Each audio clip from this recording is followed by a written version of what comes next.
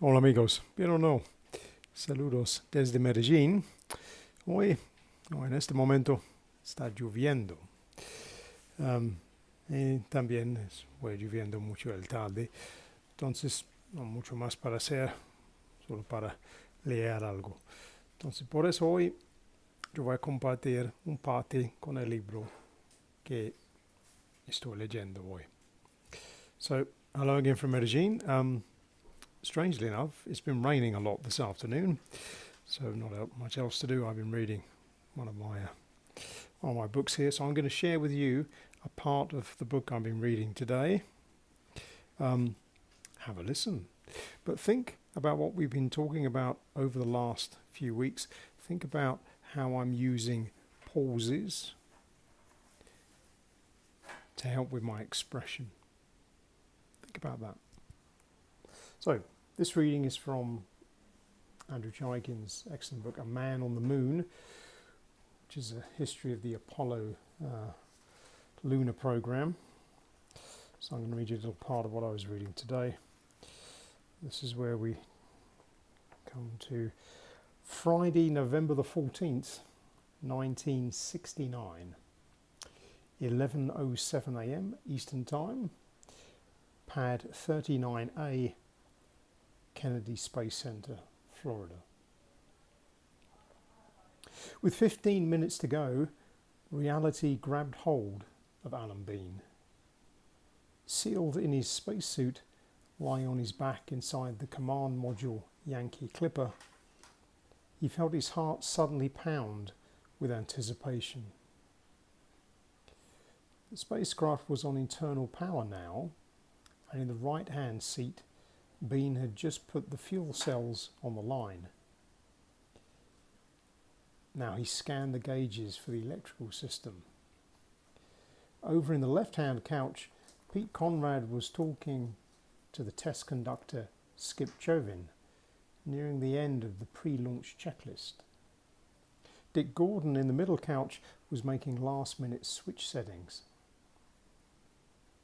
It was very quiet. Everything was just the way it had always been in the simulator, but this was no simulation. Silently, Bean told himself they were really going.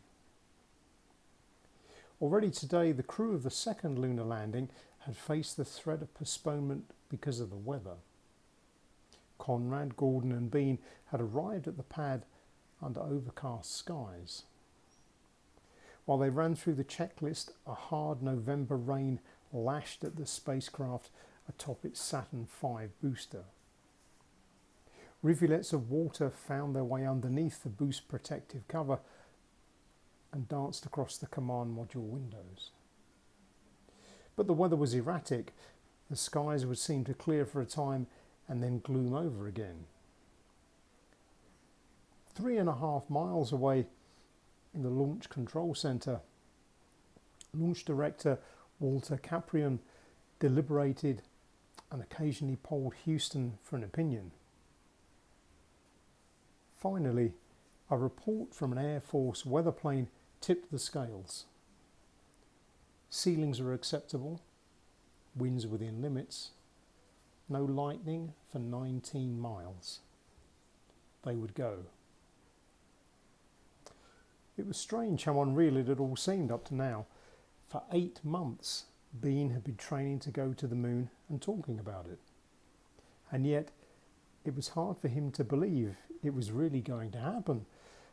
Even this morning, as he sat down to a launch day breakfast of steak and eggs with Conrad and Gordon, suited up, then rode out to the pad, it all felt like a practice run.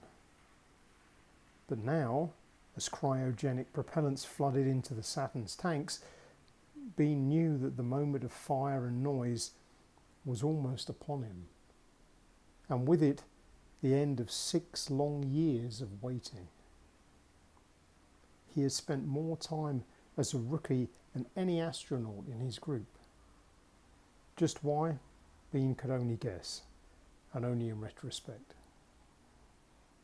But none of it mattered now. There we go. Okay, so If you haven't read this one already, I highly recommend it. It's a very interesting book. Interview all the main participants of the whole of the Apollo program. But anyway, there we go. I hope you find that reading useful in a way. It helps you with the listening clearly, but also perhaps think about how we use the voice, and particularly pauses, to improve our expression. So I'll leave you with that thought. But for now, for Medellin, where it's still raining, we'll say cheerio.